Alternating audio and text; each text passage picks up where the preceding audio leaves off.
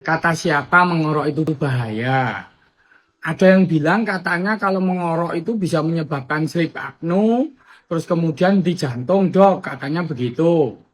Lah, itu kalau punya faktor risiko. Jadi yang menjadikan problem itu bukan mengoroknya, tetapi faktor risikonya yang ada tersebut.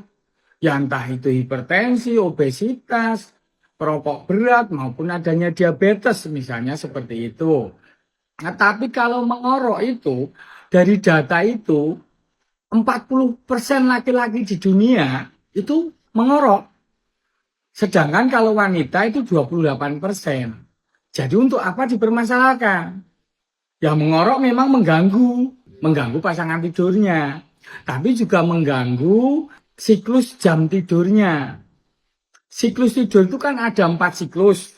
Jadi ada siklus non-REM sampai 1, 2, 3, kemudian REM, kemudian berulang lagi sampai 4 kali.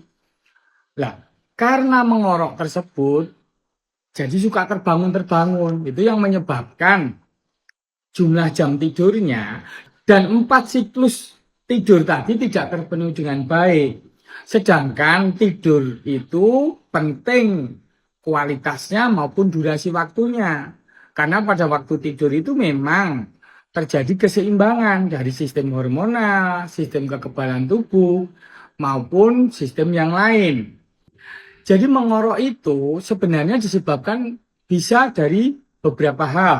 Satu, dari hambatan mekanis, entah karena ada amandelnya, entah karena sedang batuk, ada lendir di tenggorokan, atau ada pilek.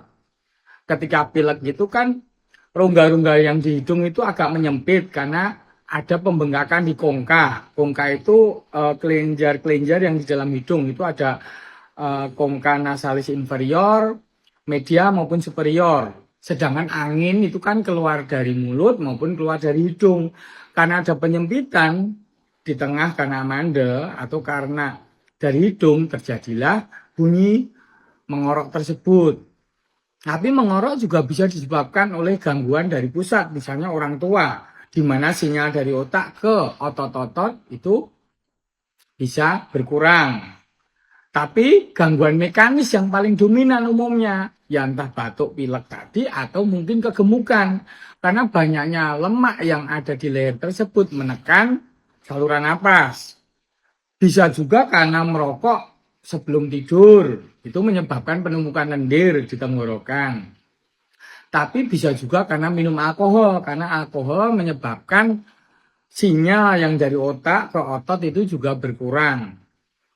Nah, metode untuk mengatasi ngorok ya secara mekanis. Misalnya bobok miring untuk melonggarkan saluran napas atau dengan bantal lebih tinggi. Itu membuat saluran napas juga lebih lancar. Atau tidak merokok saat mau tidur. Atau tidak minum alkohol gitu. Dan juga mengorok nggak usah dihubungkan dengan asam lambung juga.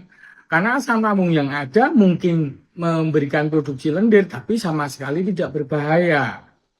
Jadi mengorok itu masalah pengkondisian. Ketika mau mengatasi mengorok, mungkin pasangannya bisa membantu. Ketika baru awal mau tidur kok mulai mengorok, mungkin bisa disenggol kakinya dulu, disenggol bahunya, sedikit dirubah posisi tidurnya. Nanti lama-lama akan terjadi pengkondisian, akhirnya tidur dalam posisi yang baik supaya tidak mengorok.